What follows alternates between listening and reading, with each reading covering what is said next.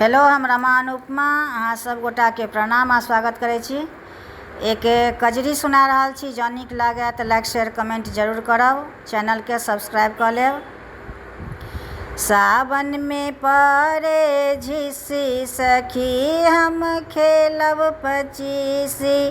सावन में पड़े झिसी सखी हम खेलब पचीसी। खेलब पचीसी सखी खेलब पचीसी। खेलब पचीसी सखी खेलब पचीसी। मुख में पान मिसी सखी हम खेलब पचीसी। मुख में पान मिसी सखी हम खेलब पचीसी।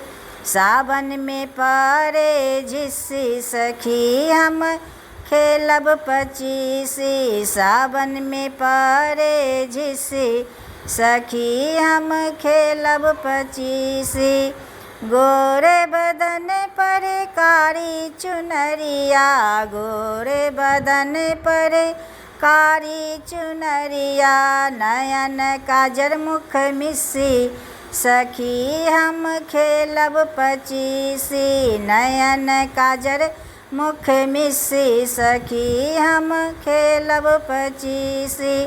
सावन में पड़े झिसी सखी हम खेलब पचीसी। सावन में पड़े झिसी सखी हम खेलब पचीसी।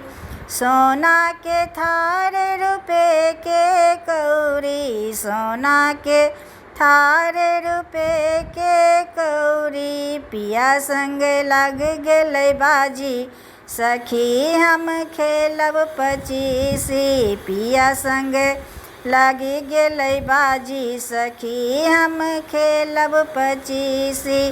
पिया संग खेलब पचीसी सखी हम खेलब पचीसी। सावन में पड़े झिसी सखी हम खेलब पचीसी। पिया संग लग गेलै बाजी सखी हम खेलब पचीसी।